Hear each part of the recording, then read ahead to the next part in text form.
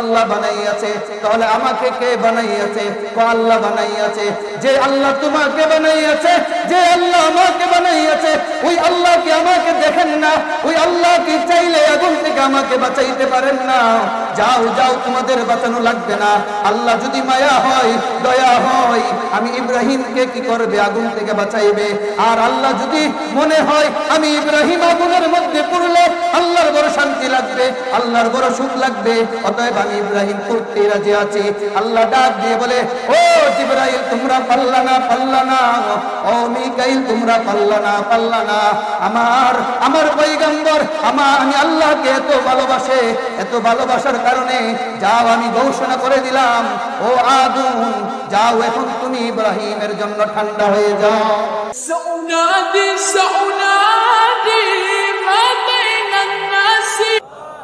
রোজা রেখে কৃতজ্ঞতা প্রকাশ করব কার? সর্ব অবস্থায় যে মালিকের কৃতজ্ঞতা প্রকাশ করব, ওই মালিককে। জোরে করে বলি, কে? আল্লাহ। ওই আল্লাহ তাআলা আমাদেরকে তৌফিক দিয়েছেন, এই জন্য বসতে পেরেছি। যদি আল্লাহ আমাকে আপনাকে তৌফিক না দিতেন, তাহলে আমরা কেউ বসতে পারতাম না। এই অঞ্চলে আরো মানুষ ছিল, এত মানুষ থাকার পরও এই অল্প সংখ্যক মানুষ কেন? এর কারণ হলো, বাকি মানুষদের অন্তরে ঈমানের চেতনা তাকে জাগ্রত করে নাই, তার ঈমান তাকে ঘর থেকে বের করে নাই। যদি তার ঈমানের চেতনা তার অন্তরে থাকতো, তাহলে ঘরে আর বসে থাকতো না, চায়ের দোকানে বসে টিভি দেখতো না, তারা এই মজলিসে আসতো। আল্লাহ রাসূল সাল্লাল্লাহু আলাইহি ওয়াসাল্লাম বলেন, যেই মজবার মধ্যে, যেই মজলিসের মধ্যে, যেখানে আল্লাহ তাআলার গুণ কীর্তন করা হয়, যেখানে রাসূল সাল্লাল্লাহু আলাইহি ওয়াসাল্লামের আলোচনা হয়, ওই মজমাকে আল্লাহ তাআলা রহমতের ফেরেশতা দিয়ে বেষ্টন করে রাখে। রহমতের ফেরেশতা দিয়ে। যাই হোক, আমার আজকের আলোচনার বিষয়বস্তু হলো সূরা মুলক। সূরা মুলক আমাকে বিষয়বস্তু নির্ধারণ করে দেওয়া হয়েছে। সূরা মুলক শব্দের অর্থ হলো রাজত্ব। মুলক শব্দের অর্থ কি?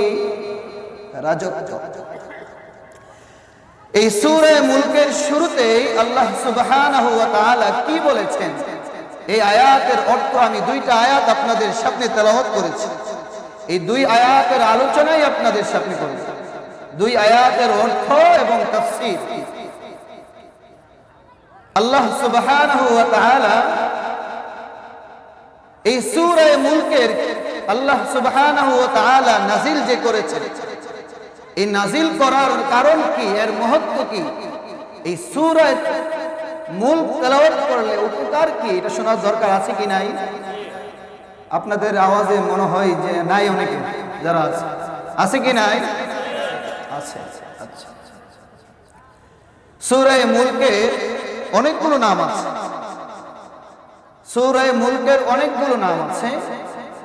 এর মধ্যে উল্লেখযোগ্য নামগুলো হলো, সূরা মুলককে অন্যভাবে ডাকা হয়, তাকে তাবারাকা সূরা হিসেবে। এই সূরা মুলকের অন্য আরেক নাম হলো মানিয়া, মানে নিষেধ করে দেওয়া হয়। এই সূরা মুলকের আরেক নাম হলো দাফিয়া। এই শব্দগুলো আর তাফসীর করতে গেলে সময় চলে যাবে অনেক বেশি, আমি ওই দিকে না গিয়ে মূল আলোচনায় চলে যাব। সূরা মুলক তেলাওয়াত করলে কি লাভ, কি ফজিলত? আল্লাহ রাসূল সাল্লাল্লাহু আলাইহি ওয়াসাল্লাম বলেন, ইন্না সূরাতাম মিন কিতাবিল্লাহ মা হিয়া ইল্লা সালাসুনা আয়াতান শাফাআত লিরাজুলিন ইয়াউমাল কিয়ামাহ ফাআখরাজাতহু মিনান নার ওয়া আদখালাতহুল জান্নাহ ওয়া হিয়া সূরাতুন তাবারাকা। আল্লাহ রাসূল সাল্লাল্লাহু আলাইহি ওয়াসাল্লাম বলেন, যেই ব্যক্তি সূরা মুলক তেলাওয়াত করবে, আল্লাহ রাসূল সাল্লাল্লাহু আলাইহি ওয়াসাল্লাম বলেন, যেই ব্যক্তি সূরা মুলক তেলাওয়াত করবে, এই সূরা মুলক যারা তেলাওয়াত করবে, আল্লাহ রাসূল সাল্লাল্লাহু আলাইহি ওয়াসাল্লাম বলে দেন, এই সূরা যদি কেউ তেলাওয়াত করে, এই সূরা হাশরের মাঠে যারা এই সূরাকে তেলাওয়াত করবে, ওই সমস্ত ব্যক্তিদেরকে আল্লাহ রাসূল সাল্লাল্লাহু আলাইহি ওয়াসাল্লাম বলেন, এই সূরা আল্লাহ তাআলার দরবারে তার জন্য ভিআইপি ভাবে সুপারিশ করবে। ভিআইপি ভাবে। রাসূল বলেন, হাদিসের অংশ শেষ না, আল্লাহ রাসূল সাল্লাল্লাহু আলাইহি ওয়াসাল্লাম বলেন, সূরা এমন এক সূরা যেই সূরার মধ্যে 30টা আয়াত রয়েছে, যেই 30টা আয়াত যারা তেলাওয়াত করবে, যারাই তেলাওয়াত করবে, আল্লাহ রাসূল সাল্লাল্লাহু আলাইহি ওয়াসাল্লাম বলেন, ওই সমস্ত ব্যক্তিদেরকে এই সূরা হাশরের মাঠে আল্লাহ তাআলার দরবারে সুপারিশ করে, যেই সমস্ত মানুষগুলা জাহান্নামী ছিল, ওই জাহান্নামী মানুষদেরকে আল্লাহর কাছে সুপারিশ করে জান্নাতে নিয়ে যাবে। এই সূরা সাধারণ সূরা, সুপারিশ করে আল্লাহর কাছে জাহান্নামী মানুষকে সুপারিশ করে তারা জান্নাতে নিয়ে যাবে। এই সূরা আরো অনেক ফজিলত আছে। আল্লাহ রাসূল সাল্লাল্লাহু আলাইহি ওয়াসাল্লাম এই সূরা সম্পর্কে বলেন, قال النبي صلى الله عليه وسلم يؤتي الرجل في قبره আল্লাহ রাসূল সাল্লাল্লাহু আলাইহি ওয়াসাল্লাম বলেন, দুনিয়ার জমিনের মধ্যে যারা সূরা মুলক তেলাওয়াত করবে, দুনিয়ার জমিনের মধ্যে যারা সূরা মুলকের সংরক্ষণ করবে, দুনিয়ার জমিনের মধ্যে যারা সূরা মুলককে ভালোবাসবে, আল্লাহ রাসূল সাল্লাল্লাহু আলাইহি ওয়াসাল্লাম বলেন, ওই ব্যক্তি যখন মৃত্যুবরণ করবে, মৃত্যুবরণ করার পর তাকে যখন কবরে রেখে মানুষ চলে আসবে, কবরে রেখে যখন মানুষ চলে আসবে, আল্লাহ রাসূল সাল্লাল্লাহু আলাইহি ওয়াসাল্লাম বলেন, তখন ফেরেশতারা তার পায়ের কাছ দিয়ে আসবে, রহমতের ফেরেশতারা যখন তার পায়ের কাছ দিয়ে আসবে, আসার পর তাকে প্রশ্ন করতে চাইবে, তখন ওই তেলাওয়াতকারীর ব্যক্তির পা বলতে থাকবে, সাবধান, তুমি এই ব্যক্তির কাছে যাইবা না, কারণ হলো আমি হলাম সূরা মুলক, কারণ সে আমাকে দুনিয়ার জমিনে থাকা অবস্থায় আমি সূরাকে সে পায়ের মধ্যে দাঁড়িয়ে নামাজের মধ্যে তেলাওয়াত করত, এবং রাতের বেলায় আমি সূরা মুলক সে তেলাওয়াত করত। এই জন্য আজকে তুমি যতই চেষ্টা করো না কেন, এই ব্যক্তির কাছে তুমি আজকে আসতে পারবে না। রহমতের ফেরেশতারা তারা কাছে আসতে চাইবে, কিন্তু কাছে আসতে দিবে না। তখন ফেরেশতারা মাথার দিক দিয়ে আসবে, মাথার দিক দিকে যখন আসবে, তখন সূরা মুলক বলবে যে সাবধান, তুমি এই ব্যক্তির কাছে যাও না, কারণ এই ব্যক্তি সূরা মুলককে তার মাথার মধ্যে সংরক্ষণ করেছে। সে তার মাথার মধ্যে সংরক্ষণ করার কারণে আজকে আমি তার জন্য বডিগার্ড হয়ে গেলাম। যাও যাও, তাকে প্রশ্নের সওয়াল জবাব করতে হবে না, যাও যাও, তুমি কবর থেকে বের হয়ে যাও। এইভাবে তখন রহমতের ফেরেশতারা তার সামনে দিয়ে আসতে চাইবে, সামনে আসতে চাইলেও তখন সামনে থেকে সূরা মুলক বলতে থাকবে, সাবধান, এই ব্যক্তির কাছে যাইবা না, এই ব্যক্তি দুনিয়ার জমিনের মধ্যে তার সিনার মধ্যে সূরা মুলককে সংরক্ষণ করেছে, এবং দুনিয়াতে থাকা অবস্থায় প্রতিদিন সন্ধ্যাবেলায় আমি সূরা মুলককে তেলাওয়াত করেছে, অতএব তুমি এই ব্যক্তির কাছে যাইবা না, যাও যাও, তুমি চলে যাও, আল্লাহ তাআলাকে গিয়ে বলো আমি তোমাদেরকে তাড়িয়ে দিয়েছি। এইভাবে সূরা মুলক যারা তেলাওয়াত করবে তাদেরকে সূরা মুলক এইভাবে তাদেরকে আত্মরক্ষা করবে। সূরা মুলক কি আত্মরক্ষা করবে, শুনেছেন তো? তাফসীরে জালালাইন, তাফসীর ইবনে কাসীর, তাফসীরে নূরুল কুরআন, এই সমস্ত তাফসীরের মধ্যে এই সমস্ত বিষয়টা সুন্দরভাবে তুলেছে যে সূরা মুলকের ফজিলত কি। আল্লাহ রাসূল সাল্লাল্লাহু আলাইহি ওয়াসাল্লাম উনার জিন্দেগিতে উনি কখনোই সূরা মুলক তেলাওয়াত না করে কখনোই ঘুমাইতেন না। আল্লাহ রাসূল সাল্লাল্লাহু আলাইহি ওয়াসাল্লাম কখনোই ঘুমাতেন না। লা ইয়ানামু ফি, উনি কখনোই লা ইয়ানামু হাত্তা ইয়াকরাউ ফিল মুলক, যে রাসূল সাল্লাল্লাহু আলাইহি ওয়াসাল্লাম সূরা মুলক এবং সূরা সাজদা তেলাওয়াত না করে রাসূল কখনোই ঘুমাইতেন না। বলেন সুবহানাল্লাহ। এই আমল কি আমাদের মধ্যে আসা দরকার আছে কি নাই? আছে। শুধু এতটুকু না, আল্লাহ রাসূল সাল্লাল্লাহু আলাইহি ওয়াসাল্লাম বলেন সূরা মুলক তুমি নিজে মুখস্থ করবা, তোমার পরিবার পরিজনকে মুখস্থ করতে বলবা, তোমার প্রতিবেশীকে মুখস্থ করতে বলবা, তোমার আত্মীয় স্বজনকে মুখস্থ করতে বলবা। কারণ এই সূরা মুলক তোমার কঠিন বিপদের সময় তোমার বডিগার্ড হয়ে যাবে। এই সূরা মুলক তোমার কঠিন বিপদের সময় যেই দিন তোমার ফায়সালা হয়ে যাবে জাহান্নাম, সেই দিন সূরা মুলক আল্লাহর সাথে ঝগড়া করে তোমাকে জান্নাতে নিয়ে যাবে। আপনি চিন্তা করে দেখেছেন সূরা মুলকের ফজিলত কি? আসলে আমরা এই সূরা মুলকে 2 পৃষ্ঠা 2.5 পৃষ্ঠার সূরা, এটাকে আমরা তেলাওয়াত করতে চাই না, আমল করতে চাই না। এর ফজিলত কি? এর ফজিলত আরো আছে। আজকে আর সামনে ফজিলত সম্পর্কে আলোচনা করব না, যেহেতু আমি সূরা মুলক আমার বিষয়বস্তু দেওয়া হয়েছে, প্রধান মেহমান চলে এসেছেন। আমি আলোচনা লম্বা করে আমার আলোচনা সবসময় শুনে নেই, কিন্তু তারপরেও কিছু আলোচনা যেই বিষয়টা দেওয়া হয়েছে এই বিষয় করা দরকার। এই সূরার মধ্যে দেখেন, সূরার শুরুতে আল্লাহ তাআলা কি বলেছেন দেখেন। আল্লাহ সুবহানাহু ওয়া তাআলা বলেন তাবারাকাল্লাযী বিয়াদিহিল মুলকু ওয়া হুয়া আলা কুল্লি শাইইন কাদির। আল্লাহ তাআলা বরকতময় ওই সত্তা, বরকতময় ওই সত্তা যেই সত্তার হাতে গোটা ক্ষমতা, ওয়া হুয়া আলা কুল্লি শাইইন কাদির, যিনি সব কিছুর উপর পরিপূর্ণ শক্তিমান। আসমান জমিনের মালিককে, জোরে বলি আসমান জমিনের মালিককে, পাহাড় পর্বতের মালিককে, চন্দ্র সূর্যের মালিককে, নদী নালার মালিককে আল্লাহ। আল্লাহ ডাক দিয়ে বলেন, ও আমার বান্দা বান্দীরা, সকল কিছুর মালিক হলাম আমি আল্লাহ।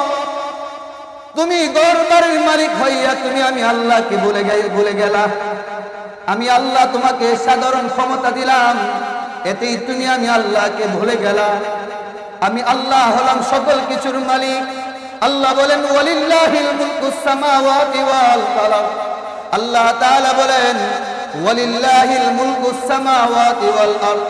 আমি আল্লাহ হলাম আসমান জমিনের মধ্যে যা কিছু আছে সব কিছুর ক্ষমতার মালিক হলাম আমি আল্লাহ।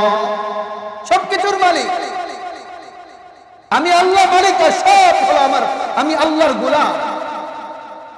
দুনিয়ার মধ্যে আর কারো মালিকিয়ত মুলকিয়ত চলবে না, একমাত্র মালিক আমি আল্লাহ, বাকি সব হলো আমি গোলাম। গোলামের ঘরে গোলাম। গোলামি করতে হবে কার? গোলামি করতে হবে কার? আল্লাহ। আল্লাহ এই কথাই সূরায় প্রথম আয়াত আল্লাহ তাআলা এই কথাই বুঝিয়ে দিতে চাইলেন, আমি আল্লাহ সকল কিছুর মালিক, আমি আল্লাহ মালিক আর তোমরাই হলে গোলাম। একজন গোলামের মন চাই জিন্দেগি করতে পারে, বুঝেন নাই? একজন গোলাম কাকে বলা হয়? গোলাম বলা হয় যে মালিকের অধীনে সে সব কিছু, তার কোনো সম্পদ নাই, তার কোনো ক্ষমতা নাই, তার কোনো অধিকার নাই, সকল ক্ষমতা মালিকের, গোলামের কোনো কিছুই নাই, তাকে বলা হয় গোলাম। তার কোনো অধিকার নাই, সে যা কামাই করবে সব মালিকের, সে যা করবে সব মালিকের, তাকে বলা হয় গোলাম। তাহলে আমরা দুনিয়ার মধ্যে আল্লাহ তাআলা বলেন আমি আল্লাহ হলাম মালিক, আর দুনিয়ার মধ্যে তোমরা হলা গোলাম, গোলামের ঘরে গোলাম। কিন্তু আফসোসের বিষয় আমরা সেই গোলামিয়ত তো ভুলে যাচ্ছি। আমরা যে আল্লাহ তাআলার গোলাম এটা ভুলে যাচ্ছি। আল্লাহর ক্ষমতা সব জায়গায়, আল্লাহর ক্ষমতা শুধু সীমাবদ্ধ নাই কোথাও যে আপনি বলবেন এতটুকু না, এতটুকু এমক এলাকা পর্যন্ত না। আল্লাহ তাআলার মুলকিয়ত তো সব জায়গায়। আল্লাহ তাআলা কথাই বুঝাইলেন, আমি আল্লাহর যেমন সব কিছুর ক্ষমতা আছে, আমি আল্লাহর যেমন জমিনের মালিক, আমি আল্লাহ যেমন আকাশের মালিক, আমি আল্লাহ যেমন পাহাড় পর্বতের মালিক, আমি আল্লাহ যেমন তোমার মালিক, আমি আল্লাহ যেমন তোমার সন্তানের মালিক, আমি আল্লাহ যেমন তোমার ধন সম্পদের মালিক, সবকিছুর মালিক হলাম আমি আল্লাহ। তোমার হায়াতের মালিক আমি আল্লাহ, তোমার মওতের মালিক আমি আল্লাহ, সবকিছুর মালিক আমি আল্লাহ। তুমি কোন মালিকে তোমার মুলকিয়ত তো কিছুই নাই। তুমি হলে গোলাম, তোমার কাজ হলো গোলামিয়ত করা। এ কথাই আল্লাহ তাআলা বুঝানোর জন্য পরের অংশে আল্লাহ বুঝিয়ে দিলেন, আল্লাযী খালাকাল মাউতা ওয়াল হায়াতা লিয়াবলুয়াকুম আইয়ুকুম আহসানু আমালা। আল্লাহ তাআলা ডাক দিয়ে বলেন, ও আমার বান্দা বান্দীরা, আমি আল্লাহ হলাম হায়াত এবং মওতের মালিক। আল্লাহ যে শক্তিশালী, আল্লাহ যে সকল কিছুর মালিক, আল্লাহ যে শক্তি আছে, শক্তির একটা বহিঃপ্রকাশ হলো আল্লাহ তাআলা হায়াতের মালিক, মৃত্যুরও মালিক। আল্লাহ তাআলা মৃত্যু যেমন দান করতে পারেন, মৃত্যুর ক্ষমতা আল্লাহর আছে। আল্লাহ তাআলা জীবিত করতে পারেন, আছে কি নাই? আল্লাহ যদি দুনিয়ার মধ্যে কাউকে হেফাজত করতে চান, কাউকে রক্ষা করতে চান, দুনিয়ার কেউ কি তাকে ক্ষতি করতে পারবে? কথা বলেন, দুনিয়ার কেউ ক্ষতি করতে পারবে? আল্লাহ কাউকে হেফাজত করতে চান, রক্ষণাবেক্ষণ করতে চান, সংরক্ষণ করতে চান, আল্লাহ যদি চান দুনিয়ার সবাই মিলে তার পিছনে যদি বেজে যায়, তারপরও তার ক্ষতি করতে পারবে? এর উদাহরণ হলো দেখেন ইউনূস আলাইহিস সালাম। আল্লাহ সুবহানাহু ওয়া তাআলা ইউনূস আলাইহিস সালামকে কিভাবে হেফাজত করেছেন ঘটনা জানেন? ইউনূস আলাইহিস সালামকে মাছে গিলে ফেলেছিল, ঘটনা আপনারা শুনেছেন না? শুনেছেন? শুধু এতটুকু না, ইউনূস আলাইহিস সালামকে মাছ গিলে ফেলেছে এবং তাকে যে মাছ গিলে ফেলেছে ওই মাছটাকে আবার আরেক মাছ গিলে ফেলেছে। দেখেন খেয়াল করে, উনাকে একটা মাছ খেয়ে ফেলেছে, এরপরে আরেক মাছ খেয়ে ফেলেছে। এখন উনি চারটা অন্ধকার। এক নম্বর, উনি এই চারটা অন্ধকারের মধ্যে থেকেও আল্লাহ বলেন দেখেন, এই চারটা অন্ধকারের মধ্যে থেকে মানুষ কখনো জীবিত দুনিয়াতে আসা সম্ভব? বিজ্ঞান, বর্তমান বিজ্ঞান কি বলে? বর্তমান বিজ্ঞান বলে অসম্ভব। এটা কিভাবে সম্ভব? একটা মাছের পেট থেকে মানুষ ফিরে আসবে? আল্লাহ ডাক দিয়ে বলেন, ও আমার বান্দা বান্দীরা, আমি আল্লাহ ইউনূস যখন পড়া শুরু করে দিল, লা ইলাহা ইল্লা আনতা সুবহানাকা ইন্নী কুনতু মিনাজ জালিমিন। ইউনূস যখন পড়লো, আমি আল্লাহ ইউনূসকে মাছের পেট থেকে জীবিত মুক্তি দান করলাম। আমি আল্লাহ ক্ষমতার মালিক, আমি আল্লাহ যাকে রক্ষা করব পৃথিবীর কেউ তাকে ধ্বংস করতে পারবে না। এর উদাহরণ ঘুরি ঘুরি আল্লাহ রাসূল সাল্লাল্লাহু আলাইহি ওয়াসাল্লাম, আল্লাহ রাসূল সাল্লাল্লাহু আলাইহি ওয়াসাল্লামকে যখন তার গড়কে চারপাশ দিয়ে কাফেররা রাসূলকে হত্যা করার জন্য তারা পরিকল্পনা নিয়েছে, আবু জাহেল, উতবা, শাইবা সবাই মিলে পরিকল্পনা, মুহাম্মদকে জিন্দা রাখবো না, তাকে শেষ করে দিব, এই চিন্তা ফিকির নিয়ে তারা আল্লাহ রাসূল সাল্লাল্লাহু আলাইহি ওয়াসাল্লামের চারপাশে তারা একত্রিত হয়ে গেল। আল্লাহ রাসূল সাল্লাল্লাহু আলাইহি ওয়াসাল্লামকে শেষ করে দিবে। আল্লাহ ডাক দিয়ে বলে, ও আমার বান্দা বান্দীরা, আমি আমার হাবিবকে হেফাজত করব। আমি আল্লাহ হায়াতের মালিক, আমি আল্লাহ মওতের মালিক, সবকিছুর মালিক আমি আল্লাহ। আমি আল্লাহ হেফাজত করলে দুনিয়ার কেউ ক্ষতি করতে পারবে না। একথাই আল্লাহ তাআলা বুঝাইলেন। চারদিকে শত্রু, চারদিকে ঘেরাও করে রেখেছে বাড়ি। আল্লাহ রাসূল সাল্লাল্লাহু আলাইহি ওয়াসাল্লাম এত কিছুর মাঝেও আল্লাহ রাসূল সাল্লাল্লাহু আলাইহি ওয়াসাল্লামকে আল্লাহ নিরাপদে তাদের মাঝ থেকে বের করে দিলেন। আল্লাহ রাসূল সাল্লাল্লাহু আলাইহি ওয়াসাল্লামকে নিরাপদে যখন বের করে নিলেন, আল্লাহ রাসূল সাল্লাল্লাহু আলাইহি ওয়াসাল্লাম চলে গিয়েছে। অপর দিকে তারা যখন রাসূল সাল্লাল্লাহু আলাইহি ওয়াসাল্লামকে সকালবেলা পাইলেন না, তখন তারা পেরেশানি হয়ে গেল এবং আবু জাহেল ঘোষণা দিয়ে দিল, মুহাম্মদকে যে ধরতে পারবে তাকে 100 উট পুরস্কার দেব। ঘোষণা দিয়েছিল কিনা? এই ঘটনা শুনেন নাই? আল্লাহ রাসূল সাল্লাল্লাহু আলাইহি ওয়াসাল্লামকে 100 উট পুরস্কার দিবে রাসূলকে ধরতে, অথচ আল্লাহ রাসূল সাল্লাল্লাহু আলাইহি ওয়াসাল্লাম হেরা গুহার মধ্যে, রাসূল গুহার মধ্যে অবস্থান করছেন, এখানে কাছেই শত্রু চলে আসছে। এই কাছে আসার পরেও তার চোখের দৃষ্টি, যেই চোখ দিয়ে আমি আপনি দেখতে পারি, যেই চোখ দিয়ে দেখার শক্তি দিয়েছেন, যেই চোখ দিয়ে আমি সবকিছু করতে পারি, এই চোখ দিয়ে দেখার শক্তি কে দিয়েছে? আল্লাহ দিয়েছেন। আল্লাহ বলেন আমি আল্লাহ হেফাজত করব, আমার হাবিবকে হেফাজত করব, যত কাছেই আসুক না কেন আমার হাবিবকে আমি হেফাজত করলে দুনিয়ার কেউ তাকে ক্ষতি করার অধিকার কারো নাই। আল্লাহ তাআলা হেফাজত করলে দুনিয়ার কেউ পারবে না। এর এমন উদাহরণ অনেক আছে। ইব্রাহিম আলাইহিস সালাতু ওয়াস সালাম যখন নমরুদ যখন ইব্রাহিম আলাইহিস সালাতু ওয়াস সালামকে আগুনের মধ্যে নিক্ষেপ করেছিল, যেই আগুনের মধ্যে নিক্ষেপ করেছে ওই আগুনের চারপাশে 30 হাত দেওয়াল তৈরি করেছেন। ওই দেওয়ালের মধ্যে বিশাল পরিমাণ লাকড়ি দিয়ে তারা আগুন ধরিয়েছে। নমরুদ ইব্রাহিম আলাইহিস সালাতু ওয়াস সালামকে ওই আগুনের মধ্যে নিক্ষেপ করেছে। যখন নিক্ষেপ করলো তখন জিবরাইল দৌড়ে গিয়ে বলে, ওগো আল্লাহর পয়গম্বর, আপনি বলেন, আপনি যদি হুকুম করেন আমি জিবরাইলের পাখা দিয়ে একটা বাড়ি দিব এবং এই আগুনের তছনছ হয়ে সব কিছু সমুদ্রে পড়ে যাবে, আপনি হুকুম করেন।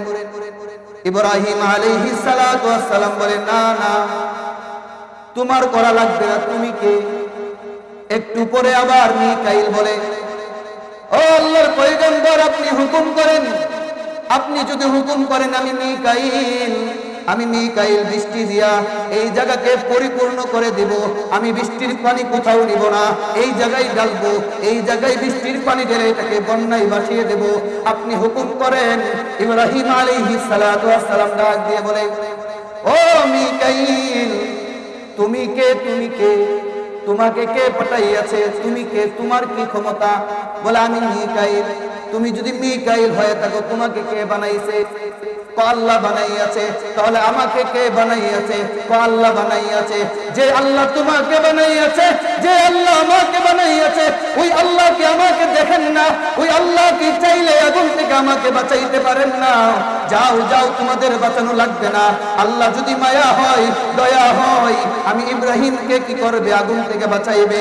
আর আল্লাহ যদি মনে হয় আমি ইব্রাহিম আগুনের মধ্যে পড়লে আল্লাহর বড় শান্তি লাগবে, আল্লাহর বড় সুখ লাগবে, অতএব আমি ইব্রাহিম করতে রাজি আছি। আল্লাহ ডাক দিয়ে বলে, ও জিবরাইল, তোমরা পাল্লা না, ও মিকাইল, তোমরা পাল্লা না।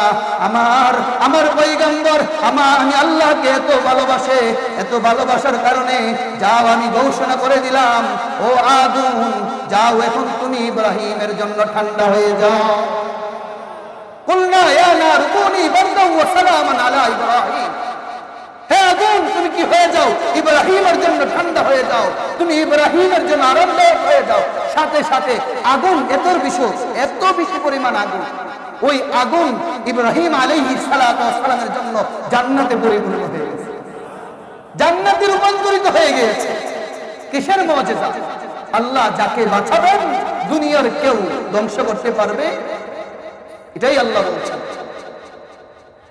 আল্লাহ তাআলা বলেন, আল্লাযী খালাকাল মাউতা ওয়াল হায়াতা লিয়াবলুয়াকুম আইয়ুকুম আহসানু আমালা।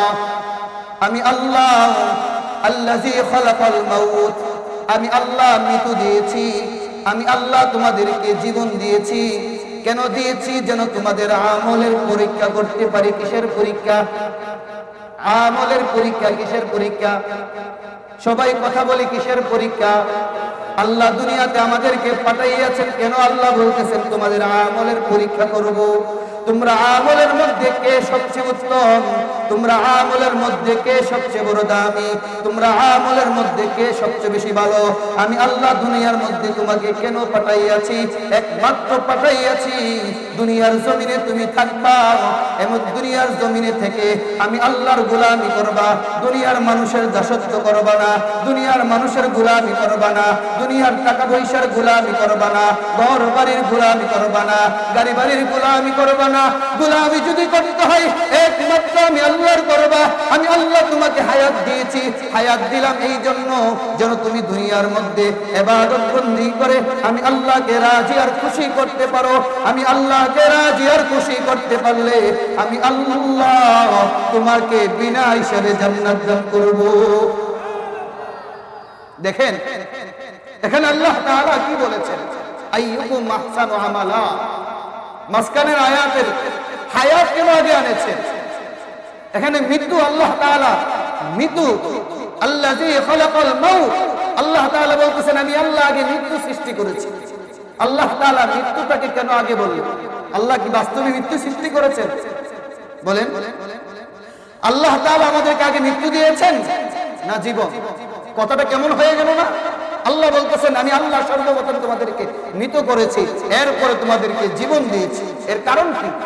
আল্লাহ এইভাবে বললেন কেন? আল্লাহ এইভাবে বলার কারণ মুফাসসিরিনে কেরাম কয়েকটা কারণ বলেন, এর মধ্যে আমি 3টা কারণ আপনাদের সামনে উল্লেখ করি। আল্লাহ তাআলা কেন মউতকে আল্লাহ আগে আনেছেন, হায়াতকে পরে নিয়েছেন? আল্লাহ তাআলা বলেন আল্লাযী খালাকাল মাউতা ওয়াল হায়াত, আমি আল্লাহ সকল কিছুর মালিক, আমি আল্লাহ মৃত্যু দেওয়ার মালিক, আমি আল্লাহ জীবিত করার মালিক, এই সব কিছুর মালিক আমি আল্লাহ। এখন আল্লাহ বলতেছেন আল্লাহ আগে সর্বপ্রথম আমি আল্লাহ তোমাদের জন্য মৃত্যু সৃষ্টি করেছি এবং জীবন সৃষ্টি করেছি। মৃত্যুটা কেন আল্লাহ আগে আনলেন? এর 3টা কারণ বলেছি। কয়টা কারণ? 3টা। 3টার প্রথম নাম্বার হলো, প্রথম নাম্বার উদ্দেশ্য মউতটাকে আগে আনার এর প্রথম কারণ হলো ইহকাল এবং পরকাল বোঝানোর জন্য। কি বোঝানোর জন্য? কথা বলি, ইহকাল আর পরকাল বোঝানোর জন্য। অর্থাৎ আল্লাহ তাআলা কথা বুঝাইলেন তুমি যদি জান্নাতে যেতে চাও তাহলে সর্বপ্রথম তোমাকে মৃত্যুবরণ করা লাগবে। ইহকালে তোমার জন্য চিরস্থায়ী সুখ শান্তি আছে, তোমাকে পরকালে তোমার জন্য চিরস্থায়ী সুখ শান্তি আছে। ইহকালে তোমার সাময়িক দুনিয়ার মধ্যে সাময়িক তুমি বুক বিলাস করবে, কিন্তু আখিরাতে তোমার জন্য আমি আল্লাহ চিরস্থায়ী সুখ শান্তি রেখে দিয়েছি। তুমি যদি দুনিয়ার জীবনে ইবাদত বন্দি আমি আল্লাহকে রাজি করতে পারো, আমার হাবিবের সুন্নতের জিন্দেগি গঠন করতে পারো, তাহলে তোমার মৃত্যুর সাথে সাথেই আমি আল্লাহ তোমাকে জান্নাত দান করব, যেটা হবে চিরস্থায়ী। এই জন্য আমি আল্লাহ বুঝাইলাম এই দুনিয়া থেকে যেতে হলে তোমাকে আগে মৃত্যুবরণ করাই লাগবে। মৃত্যুবরণ করলে তুমি পরকালের জিন্দেগিতে তুমি সুখী হবে, এটা বোঝানোর জন্য। এরপরে কেন পরকালের জিন্দেগিতে আল্লাহ তাআলা মালিক? পরকালের জিন্দেগি কেমন, আখিরাতের জিন্দেগি কেমন, এটা একটু শোনা দরকার আছে। পরকালের জিন্দেগি কি, আখিরাতটা কেমন? আল্লাহ তাআলা বলেন আমি আল্লাহ মুমিনদের জন্য, আমি আল্লাহ ওই সমস্ত আমার বান্দা বান্দীদের জন্য যারা দুনিয়ার জমিনে আমি আল্লাহকে আল্লাহ হিসাবে গ্রহণ করেছে, দুনিয়ার জমিনের মধ্যে আমি আল্লাহর গোলামিয়ত করেছে, ওই সমস্ত মুমিনের জন্য আমি আল্লাহ এমন জান্নাত রেখে দিয়েছি যে জান্নাতের সৌন্দর্য যদি তোমরা দেখো তাহলে তোমরা ওই জান্নাতের জন্য পাগল হয়ে যাইতা। আল্লাহ তাআলা বলেন, আল্লাহ তাআলা কুরআনুল কারীমের একাধিক আয়াতে আল্লাহ তাআলা বলেন আমি আল্লাহ তোমাদের জন্য জান্নাত রেখে দিয়েছি, যে জান্নাতের মধ্যে একটা বড়ি হবে মটকার মতো। একটা বড়ি কি হবে? মটকার মতো। এখন বলতে পারেন হুজুর মটকার মতো বড়ি যদি হয় তাহলে বড়ি খাবো না, তো বড়ির তলে পড়ে যাবে। হ্যাঁ, এত বড় বড়ি কিভাবে দেখাবো? জান্নাতে আপনি বলছেন যে মটকার মতো বড়ি হবে, তাহলে এই বড়ির মধ্যে খাবো না তলে পড়ে যাবে? না না, আপনিও আপনার দেহকে আল্লাহ তাআলা 60 জিরান, আল্লাহ তাআলা আপনার শরীরকে 60 হাত অথবা আল্লাহ তাআলা 120 হাত আপনার বডিকে আল্লাহ লম্বা করে দিবেন। আল্লাহ তাআলা বলেন আমি আল্লাহ জান্নাতের মধ্যে জান্নাতি বান্দা বান্দীদেরকে তাদেরকে 60 হাত অথবা 120 হাত তাদের লম্বা করে দিব, তাদের সিনাকে 7 হাত প্রশস্ত করে দিব। কত প্রশস্ত? 7টা হাত। চিন্তা করে দেখো কত বড় সিনা, কত অনেক বড় না? আল্লাহ তাআলা বলেন, আমি আল্লাহ জান্নাতের জন্য এইভাবে তাদের শরীরটা আমি আল্লাহ দান করব। জান্নাতি ব্যক্তি যখন সে গাছ থেকে বড়ি খাবে, গাছ থেকে আপেল খাবে, আপেল খেতে হবে, আপেলের মধ্যে আপেল খেতে হবে, আপেলের মধ্যে দেখবে সুন্দর আপেল কামড় দেওয়া, আপেল পারবে, ফারা মাত্রই দেখবে আপেলের মাঝখানে সুন্দর রমণী। ইন্নালিল্লাহ, সুন্দর রমণী কর্তিকা। আপনি যে পরকালে জিন্দেগিতে যাবেন, আল্লাহ বলতেছেন আমি পরকালে আমি আমার বান্দা বান্দীদেরকে, আমি আমার বান্দাদেরকে আমি এমন জিন্দেগি দান করব, তারা জান্নাতে যা চাইবে তাই পাইবে, যা চাইবে তাই পাইবে। আপনি দুনিয়াতে ঘুরতে যাইতে পারেন না, আপনি কিছু করতে পারেন না, কিন্তু জান্নাতে আপনি বলতে দেরি আর যাইতে দেরি হবে না। আপনি চোখ মনের মধ্যে শুধু ধারণা করবে আমি এখন চট্টগ্রাম যাব, বলতে দেরি চট্টগ্রাম যেতে দেরি হবে। জান্নাত এত সুন্দর। আল্লাহ রাসূল সাল্লাল্লাহু আলাইহি ওয়াসাল্লাম বলেন, জান্নাতের মধ্যে যখন মানুষ আপেল খাইতে লবে, আপেলের মধ্যে যখন সুন্দর রমণী দেখবে, দেখলে তখন কি বলবে? সুন্দর রমণী আপেলের মধ্যে, আপেলের মাঝে সুন্দর রমণী, কেমন সুন্দর! রাসূল সাল্লাল্লাহু আলাইহি ওয়াসাল্লাম বলেন, ওই সুন্দর রমণী যদি, ওই সুন্দর রমণীর হাত যদি দুনিয়াতে দেওয়া হতো, তাহলে দুনিয়ার সূর্যের আলো নিভে যেত, এই পরিমাণ সুন্দর। এখন এই সুন্দর রমণী দেখে জান্নাতি যুবক ভয় পেয়ে যাবে। আল্লাহ ডাক দিয়ে বলে, ও জান্নাতি যুবক, তুমি ভয় পাইও না, যাও যাও, তোমার সাথে আপেলের সাথে তোমাকে একটা বউ তোমাকে ফিরিয়ে দিয়ে দিলাম। কি ফিরিয়ে দিলাম? আপেলের সাথে কি ফিরিয়ে দিলাম? বউ ফিরিয়ে দিলাম। জান্নাতের মধ্যে তোমার জন্য হুর গিলমান থাকবে, তুমি জান্নাতের মধ্যে যাও, আপেলের সাথে তুমি কি ফিরি পাইবা? বউ ফিরি পাইবা। কারণ আপনারা বলতে পারেন, হুজুর আমরাও তো বিভিন্ন কসমেটিকের সাথে আমরাও ফিরি পাই। তো কি ফিরি পাই? পাউডারের ডিব্বার সাথে দেখেন না হে করে রয়েছে, একটা ফিরি পাই পান না? এই পাওয়া সেই পাওয়া বলেন জান্নাত। আসলে জান্নাতটা এত সুন্দর, জান্নাতের সৌন্দর্য বর্ণনা করলে এর শেষ হবে না। জান্নাতের সৌন্দর্য বর্ণনা করলে শেষ হবে না। আল্লাহ তাআলা আপনাদের আমাদের জন্য কি পরিমাণ সৌন্দর্য নিয়ামত আল্লাহ তাআলা রেখেছেন, অথচ আফসোসের বিষয় সেই জান্নাতকে আমরা অর্জন করতে চাই না। দুনিয়ার চাকচিক্য দেখে আমরা পাগল হয়ে যাই। আল্লাহ বলে, ও বান্দা বান্দি, তোমার জন্য কেমন জান্নাত হবে? তুমি জান্নাতে তোমার মাথার উপর দিয়ে পাখি যাবে, আর মন থেকে তুমি ধারণা করবা, আয় আল্লাহ, ও পাখি আমি খাইতে চাই। এই কথা বলতে দিই পাখি তোমার কাছে ভিআইপি গুনাহ হয়ে চলে আসবে। বলতে দেরি আর ভিআইপি গুনাহ চলে আসবে। আপনি খাবার খাবেন, এক এক খাবার এক এক রকমের মজা হবে, এক এক রকমের স্বাদ হবে। আপনি চিন্তা করে দেখেন পরকালের জিন্দগিটা কেমন হবে। আর আপনার দুনিয়ার জিন্দগি পায় কত কিছু করে। দুনিয়ার জীবনটা অনেক ছোট। দুনিয়ার জীবনটা কি অনেক ছোট। কেমন ছোট এর উদাহরণ দিই। আজকে আমরা দুনিয়ার জীবন পেয়ে আখিরাতের জিন্দেগির কথা ভুলে যাই। আখিরাতের জিন্দেগির কথা কি ভুলে যায়। এর একটা উদাহরণ, যখন সন্তান জন্মগ্রহণ করে, আল্লাহ রাসূল সাল্লাল্লাহু আলাইহি ওয়াসাল্লাম বলেন, তোমার ঘরে সন্তান হলে ছেলে হোক আর মেয়ে হোক, তার ডান কানে আযান, বাম কানে ইকামত দাও। ডান কানে আযান, আর এই ডান কানে আযান বাম কানে ইকামত, এর ব্যাপারে যে বাম কানে ডান কানে আযান এবং বাম কানে ইকামত কেন দেওয়া হয়? আল্লাহ রাসূল সাল্লাল্লাহু আলাইহি ওয়াসাল্লাম তো বলেছেন ডান কানে আযান দিতে, বাম কানে ইকামত দিতে ছোট বাচ্চা হলে। এটা কেন? এর ব্যাখ্যায় আল্লামা জাকারিয়া রাহমাতুল্লাহি আলাইহি এই হাদিসের একটা ব্যাখ্যা করেছেন।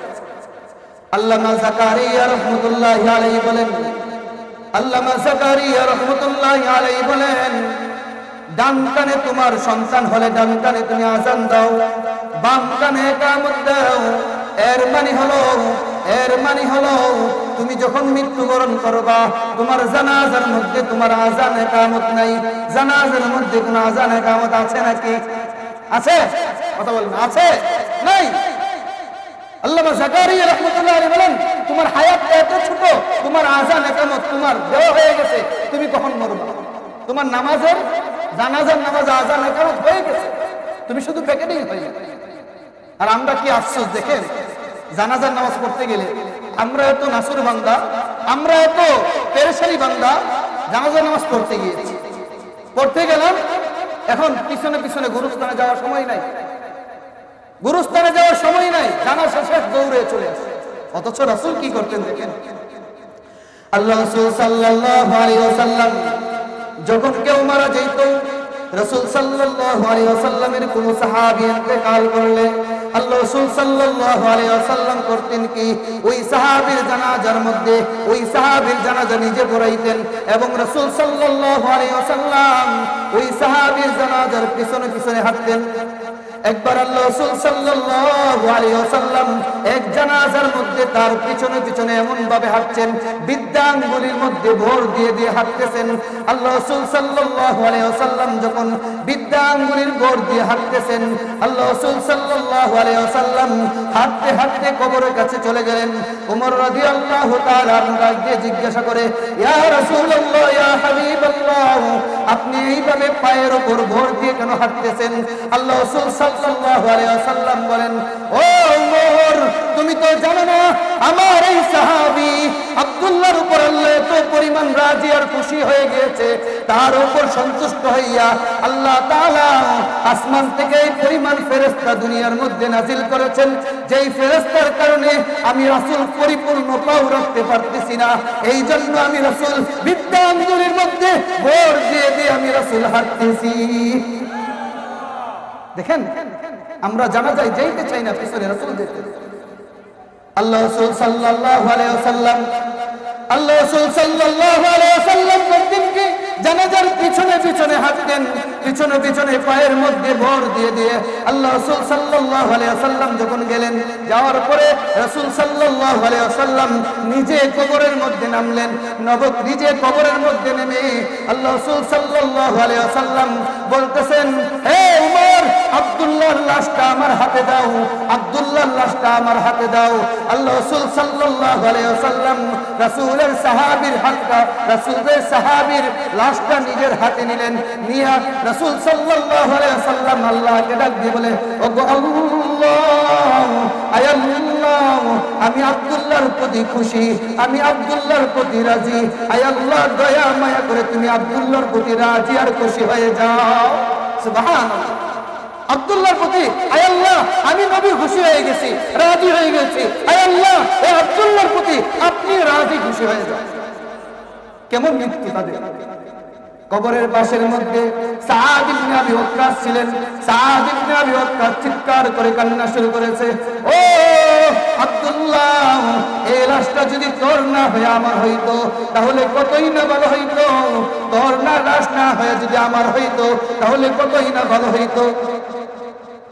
আল্লাহ রাসূল সাল্লাল্লাহু আলাইহি ওয়াসাল্লাম বলেন, যখন কোন নেককার বান্দা বান্দী মৃত্যুবরণ করে, তখন আল্লাহ তাআলার আরশ কাঁপতে থাকে, আসমান কাঁপতে থাকে, জমিন কাঁপতে থাকে, আল্লাহর আরশের নিচে কাঁপতে থাকে, ওই নেককার বান্দা বান্দীর জন্য, তার জন্য কাঁপতে থাকে। এমন একজন সাহাবী ছিলেন, সাআদ ইবনে আবি ওয়াক্কাস। সাআদ ইবনে আবি ওয়াক্কাস যখন ইন্তেকাল করেছে, আল্লাহ রাসূল সাল্লাল্লাহু আলাইহি ওয়াসাল্লাম যখন ইন্তেকাল করেছে, তখন তার ইন্তেকালের সময় আকাশ কান্না করেছে, জমিন কান্না করেছে, আল্লাহ তাআলার আরশ সহ কান্না করেছে। আমি আপনি চাই না এমন মানুষ হইতে? যদি চাই তাহলে এমন হওয়া লাগবে। তো যেই কথা বলছিলাম, প্রথম নম্বর ব্যাখ্যা, হায়াতটা আগে আনছে ইহকাল বুঝানোর জন্য আর পরকালের বুঝানো। ইহকালের মালিককে আল্লাহ, আখিরাতের মালিককে, দুনিয়ার মালিককে আল্লাহ। দুই নম্বর আল্লাহ তাআলা কেন হায়াতটাকে আগে আনলেন, মউতটাকে আগে আনলেন, হায়াতটা পরে নিলেন? দুই নম্বর ব্যাখ্যা হলো, আল্লাহ তাআলা আগে আনার কারণ হলো, আল্লাহ তাআলা আমাদেরকে বুঝাইয়া দিলেন আমরা দুনিয়ার মধ্যে সবাই রুফিজি বুঝি। আমাদের ব্রাহ্মণবাড়িয়া ভাষায় তো বাদাই না, অন্য দেশের থেকে এক দেশে বাড়ি বাঁধলে তারা কি বলেন আপনারা? হ্যাঁ, বিদেশি। আচ্ছা, বিদেশি। এক দেশের থেকে আরেক দেশ থেকে যখন বাড়ি বাঁধে, বাড়ি করে, তাকে কি বলেন? বিদেশি। বাড়ি বুঝি বা বাঁধেন না। আমাদের ব্রাহ্মণবাড়িয়া ভাষায় বাঁধেন না, হ্যাঁ, ফরেনার বলেন, যেটাই বলেন। দেখেন কথা খেয়াল করে দেখেন, আল্লাহ তাআলা বলতেছেন দুনিয়ার জমিনে তোমরা সবাই হলে বাদাইম্মা, তোমরা হলে বিদেশি, তোমরা এই দুনিয়ার জমিনে চিরস্থায়ী না। আমি আল্লাহ তোমাদেরকে দুনিয়াতে পাঠাইছি সাময়িক ক্ষমতার জন্য, সাময়িক সময়ের জন্য, যেন সাময়িক সময়ে তোমরা যেন থেকে আমি আল্লাহকে রাজি করতে পারো, আমার হাবিবের সুন্নতের জিন্দেগি চলতে পারো। এই জন্য সাময়িক সময়ের জন্য দুনিয়াতে পাঠাইছি। তোমরা দুনিয়ার মধ্যে মুসাফির। আল্লাহ রাসূল সাল্লাল্লাহু আলাইহি ওয়াসাল্লাম বলেন কুল ফিদ দুনিয়া কান্নাকা গরীব।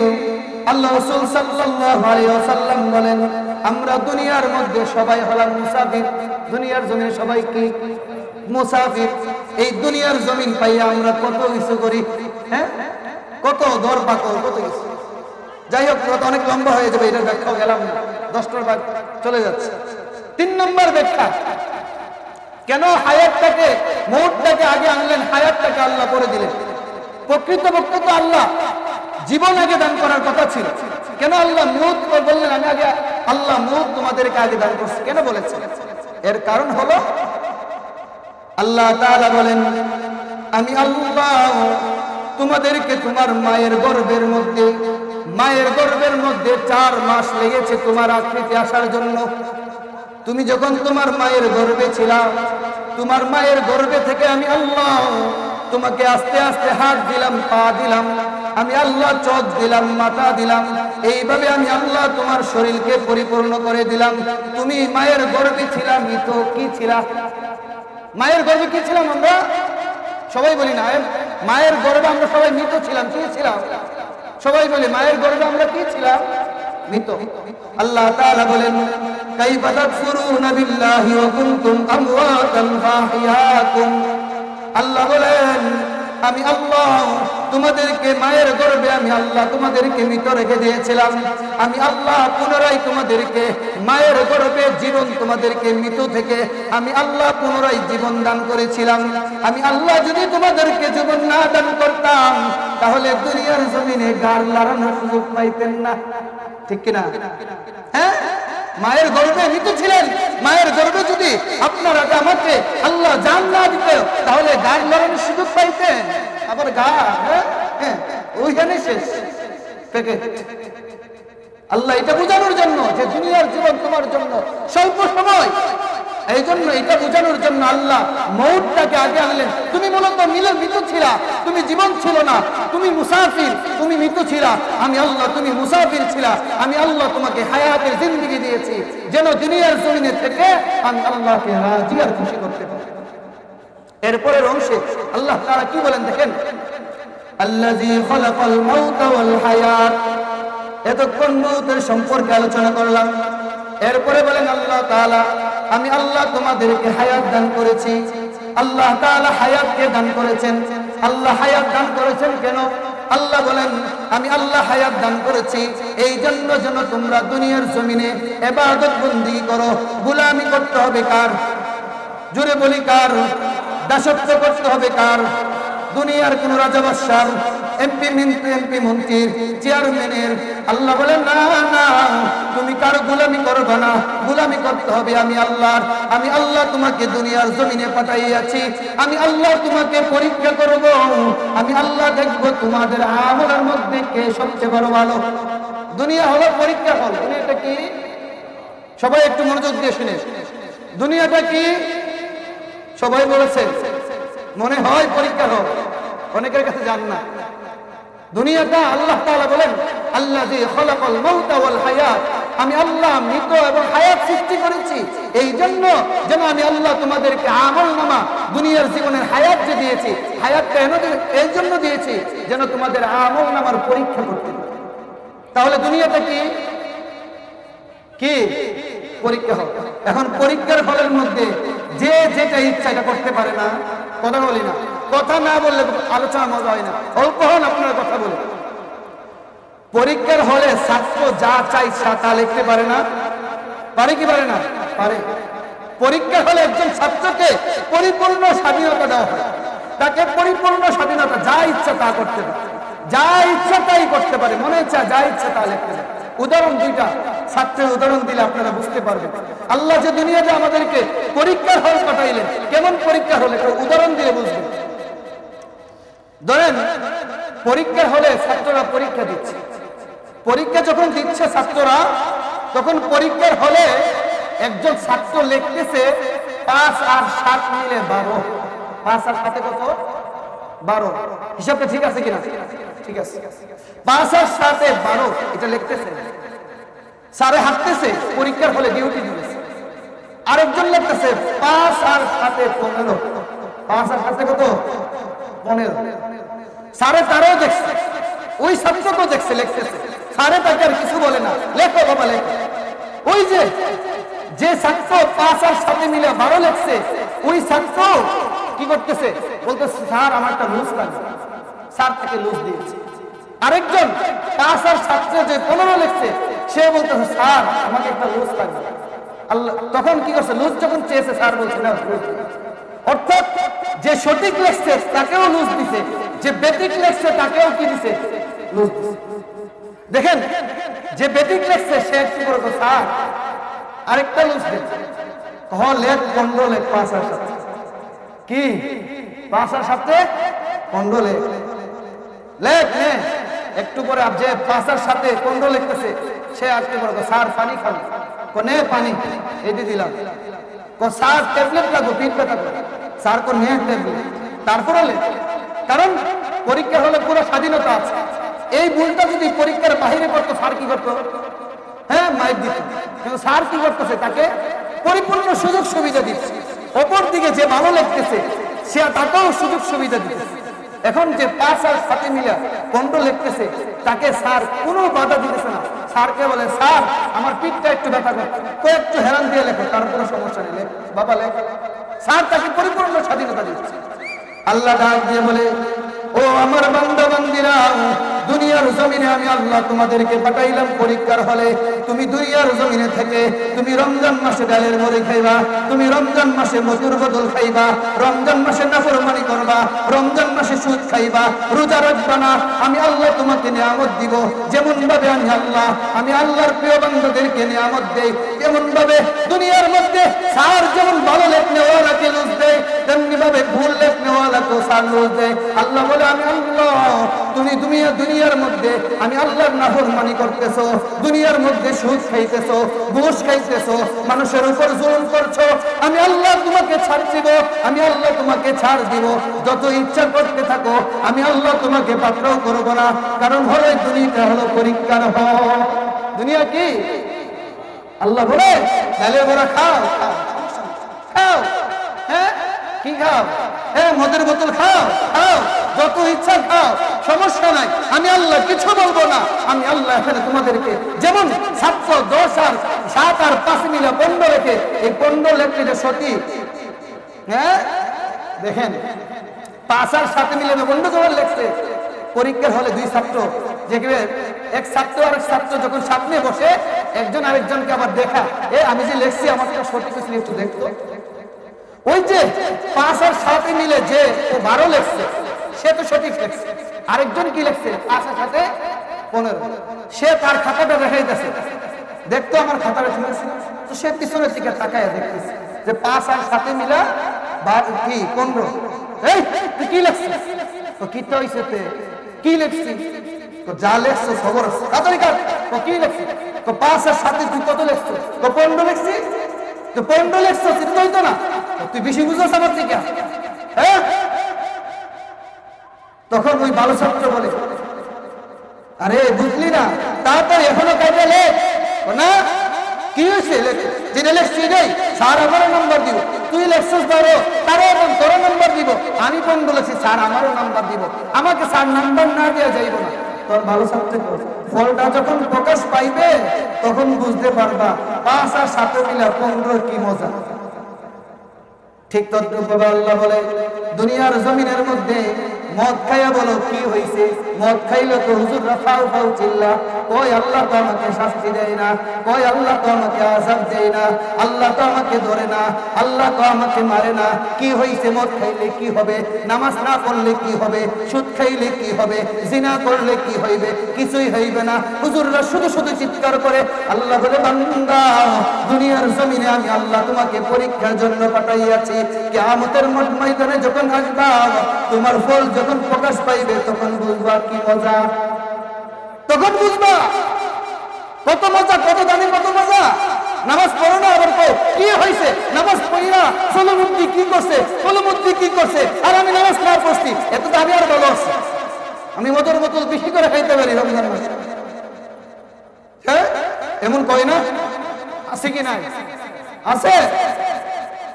অপরাধ করে, নাফরমানি করে, আবার অপরাধের মধ্যে জোর ডালে।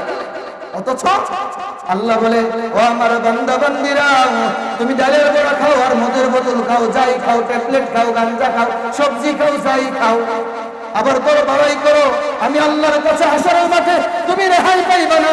আমি আল্লাহ হলাম কাহ্হার। আল্লাহ তাআলা বলেন, আল্লাযী খালাকাল মাউতা ওয়াল হায়াত, আল্লাযী খালাকাল মাউতা ওয়াল হায়াতা লিয়াবলুয়াকুম আইয়ুকুম আহসানু আমালা ওয়া হুয়াল আজিজ। আমি আল্লাহ হলাম শক্তিশালী। আমি আল্লাহ কি? আজিজ। আমি শক্তিশালী, আমি পরাক্রমশালী। আমার মতো শক্তি কারো নাই। আমি আল্লাহ বললে দুনিয়ার কেউ ছাড়তে পারবে না।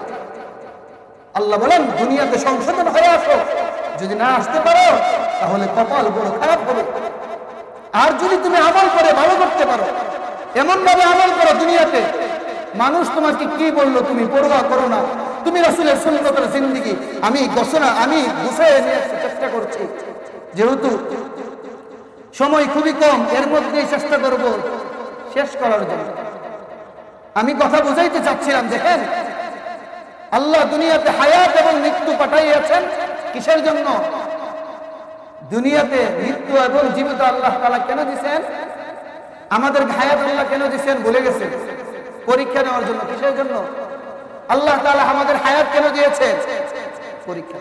এখন এই দুনিয়ার জীবনে কেমন আমল করা দরকার এটা শোনা দরকার না?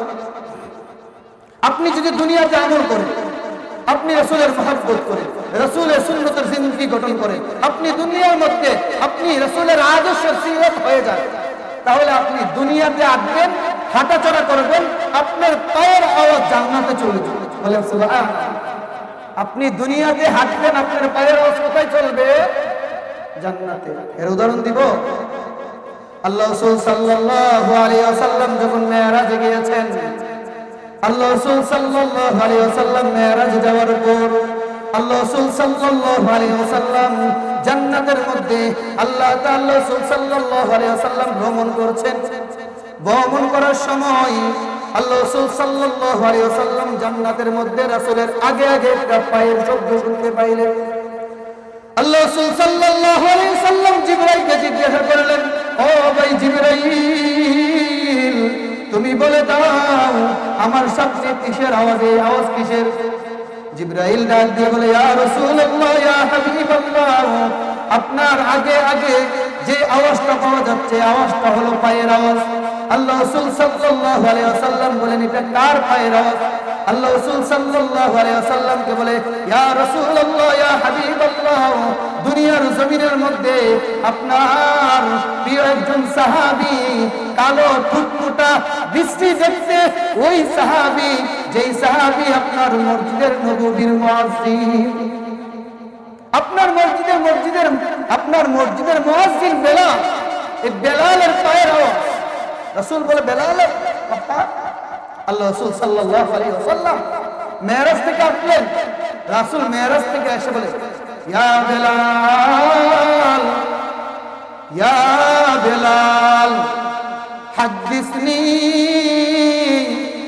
বিআরজা মালিন আমিলতাহু ফিল ইসলাম।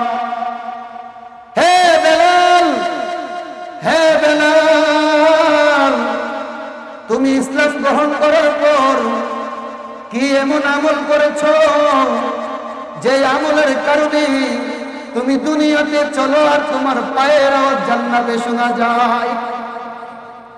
কি এমন আমল করেছো? আল্লাহ রাসূল সাল্লাল্লাহু আলাইহি ওয়াসাল্লাম যখন বেলালকে কথা জিজ্ঞাসা করলেন, বেলাল ডাক দিয়ে বলে, ইয়া রাসূলুল্লাহ, ইয়া হাবিবাল্লাহ, আমি দুনিয়ার মধ্যে যখন চলাফেরা করি, চলাফেরা করার সময় যখন আমার থেকে উযু ছুটে যায়, উযু ছুটে গেলেই আমি তৎক্ষণাৎ আবার উযু করি। উযু করে আমি সাথে সাথে ইয়া রাসূলুল্লাহ, ইয়া হাবিবাল্লাহ, আমি তাহিয়াতুল উযু হিসাবে আমি 2 রাকাত নামাজ পড়ি। আমি যতবার উযু করি ততবারে আমি 2 রাকাত নামাজ পড়ি। আল্লাহ রাসূল সাল্লাল্লাহু আলাইহি ওয়াসাল্লাম বলেন, ও বেলাল, তোমার এই 2 রাকাত নফল নামাজ আল্লাহর কাছে এত পছন্দ হয়েছে, এই নফল নামাজের কারণে আল্লাহ তাআলা তোমার পায়ের আওয়াজ জান্নাতের মধ্যে শোনাইয়া দিচ্ছে। তুমি দুনিয়াতে চলছো, তোমার এই নফল নামাজ আল্লাহর কাছে এত পছন্দ হয়েছে, তুমি দুনিয়াতে চলো, তোমার আওয়াজ পায়ের আওয়াজ জান্নাতে শোনা যায়। তারাও দুনিয়ার জীবন গঠন করেছে, আমি আপনিও গঠন করছি, আমি আপনিও গঠন করছি। তারা দুনিয়ার জীবনের পরীক্ষা কেমন নিয়েছে, কেমন করে, আর আমরা কেমন করি। দেখেন একটা উদাহরণ শুনে দেখেন, এই দুনিয়াতে যারা পাপ করে তাদের দেখবেন জোর বেশি, পাপ যারা করে তাদের কি জোর বেশি, নাফরমানি যারা করে তারা জোর বেশি, গলার আওয়াজ বেশি। জিজ্ঞাসা করে, ভাই এই নামাজ পড়েন না কে? ভাই নামাজ পড়াইতে আসে, নামাজ পড় না, নামাজ পড়লে কি হইব? হ্যাঁ, নামাজ পড়ে করে কি করছে? এই কথাটা কিন্তু একবারে বাস্তব। কি বলেন? আপনাকে বলে না নামাজ পড়ে কে কি করছে? হ্যাঁ, নামাজ পড়ে কি করছে? তুমি নামাজ না পড়ে যে টাকার মালিক হচ্ছে বিষ্ণুপুরে আমির মালিক, তুমি নামাজ পড়ে কি পাইছো? কিছুই পাইলে না। কিসের জন্য তো নামাজ পড়ো? কিসের জন্য রোজা রাখো? আমি দেখো না রমজান মাসে রোজা রাখি না, বোতল খাই, আমি দেখো না জিনা করি, নাফরমানি করি, আমি এত নাফরমানি করি। ওই তোমরা হুজুররা বলে খাও খাও, আমাকে ধরে না। এর উদাহরণ ছিল আল্লাহ কেন ধরে না? নাফরমানিদেরকে আল্লাহ কেন ধরে না? সন্তান যখন অপরাধ করে, ছেলে মেয়ে যখন অপরাধ করে, ছেলে একবার অপরাধ করে, 2 বার অপরাধ করলে 3 বারের মাথায় বাবা তাকে ধরে। বাবা যখন মারতে থাকে, এদিকে সবাই মনোযোগ দিন, বাবা যখন মারতে থাকে, শাসন করতে থাকে, বাবা শাসন করছে, এমন সময় বাবার শাসন দেখে বাবা থেকে দয়া বেশি, মার না বাবার? বাবার বেশি না মার বেশি? ছেলে মেয়ের জন্য সবাই বলি কার দয়া বেশি? মা। বাবা যখন সন্তানকে শাসন করে তখন মা দৌড়ে এসে বলে, আর মাইরেন না গো, আর মাইরেন না, আর সন্তান কালকে থেকে আর কি দুষ্টামি করবো না, আর সামনে থেকে সে দুষ্টামি করবো না। মা জানে সন্তান সে কালকে আবার দুষ্টামি করবে, তারপরেও তুই মা বলা ক্ষান্ত করে দেয়, ক্ষান্ত করে না। মা এটা বলে বাবার হাত থেকে সন্তানকে রক্ষা করে যে আপনি আমার সন্তানকে আর মাইরেন না, কালকে থেকে আর দুষ্টামি করবে না। ঠিক তদ্রুপভাবে আল্লাহ তাআলা যারা দুনিয়ার মধ্যে নাফরমানি করে, যারা দুনিয়ার মধ্যে যারা মদ খায়, জুয়া খেলে, যারা দুনিয়ার মধ্যে জিনা করে, ব্যভিচার করে, যারা দুনিয়ার মধ্যে আল্লাহর নাফরমানি করে, আল্লাহ তাআলা বলেন দুনিয়ার মধ্যে যারা নাফরমানি করে তাদেরকে আমি আল্লাহর গজব ধরতে যাই। যখন ধরতে যাই আল্লাহ তাআলা বলেন ইন্না রাহমাতি সাবাকাত গযবি, কারণ আমি আল্লাহ হলাম রহমান, আমি আল্লাহর রহমানের দয়া বড় বেশি। যখন আমার গজব যখন ওই নাফরমান বান্দাবান্দীদেরকে ধরতে যায়, তখন আমার রহমত ডাক দিয়ে বলে সাবধান, তাকে আজকে কি কইরো না, মাইরো না, তাকে আজকে আযাব দিও না, তাকে আজকে আযাব দিও না, কারণ আজকে আযাব দিও না, আগামীকালকে সে ভালো হয়ে যাবে। এই রমজানে সে মদ খাইয়েছে, আগামী রমজানে আর মদ খাইবে না, তাকে ছেড়ে দাও। গজব যখন পড়তে রই আল্লাহ তাআলা রহমত এসে বাধা দিতে থাকে যে আজকে থেকে তাকে ক্ষমা করে দাও, এই বান্দা আগামীকালকে থেকে ভালো হয়ে যাবে। আল্লাহ বলেন আমার রহমত বাধা দিয়া তোমাদের থেকে গজব দূর করে দেয়, এই জন্য বেঁচে যাও। যদি আল্লাহ রহমত বাধা না দিত তাহলে সাথে সাথে গজব করে, সাথে সাথে। আল্লাহ বলেন আমি আল্লাহ রহমান, আমি আল্লাহর দয়া বেশি, আমার দয়া আমার গজবকে পানি করে, আমার দয়া কি করে দেয়? পানি করে। যেমন ভাবে সন্তান শাসন করছে, মা স্বপ্নে এসে সন্তানকে বিপদ থেকে রক্ষা করে, আল্লাহ বলেন আমার রহমত এসে ঠিক তদ্রুপ ভাবে এইভাবে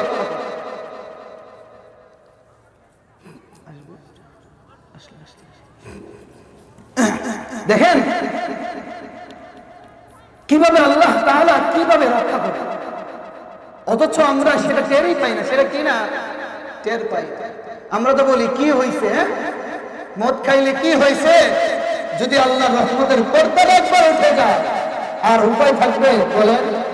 হ্যাঁ, আল্লাহর হায়াতের জিন্দেগি পাইয়া কত রঙ্গমালা, কত রং তামাশা, কত কিছুই করি। আল্লাহ তাআলা আমাদেরকে হেফাজত করুক। আল্লাহ যদি হেফাজত না করে তাহলে কোনো উপায় থাকবে না। আল্লাহ যদি আমাদেরকে না বাঁচায় তাহলে কোনো উপায় থাকবে না। এই দুনিয়ার জমিনে থেকে যেইভাবে নাফরমানি করছি, এই নাফরমানি জিন্দেগি না। সময় আছে এখনো তওবা করে। আল্লাহ তাআলার পরের অংশ বলছেন, তুমি দুনিয়াতে ডালের বড়া খাইলা, মদ খাইছো, তুমি নাফরমানি করেছো, এত কিছু হয়েছে, তোমার গুনাহের খাতা অনেক পরিমাণ। এখন তোমার গুনাহের কারণে তুমি কাউকে চেহারা দেখাইতে পারো। তোমার গুনাহ যদি তোমার স্ত্রী জানে, তোমার স্ত্রীও তোমার চেহারা ধুলো নিক্ষেপ করবে, এত পরিমাণ গুনাহ। তারপরেও তোমার বয়স 70 হয়ে গেছে, আমি আল্লাহ গফুর, আমি আল্লাহ গফফার। পরের অংশে আল্লাহ বলেন আমি আল্লাহ হলাম গফুর ওয়া হুয়াল আজিজুল গফুর। আমি আল্লাহ হলাম গফুর, আমি আল্লাহ হলাম রহমান। আমি আল্লাহ এমন পরিমাণ রহমান, তোমার গুনাহের ভার অনেক হয়ে গেছে। আল্লাহ বলেন কুল ইয়া ইবাদিয়াল্লাযীনা আসরাফু আলা আনফুসিহিম লা তাকনাতু মির রাহমাতিল্লাহ। তোমার গুনাহ করতে করতে তোমার নাফরমানি বেশি হয়ে গিয়েছে, তুমি গুনাহ করতে করতে তোমার নাফরমানির সংখ্যা বেশি হয়ে গিয়েছে।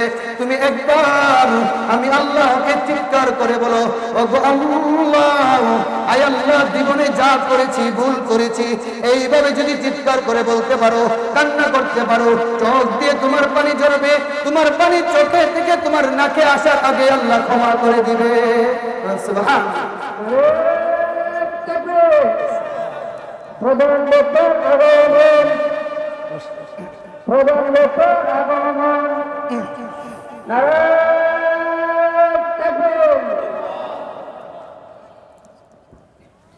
যাই হোক, হুজুর চলে আসছে।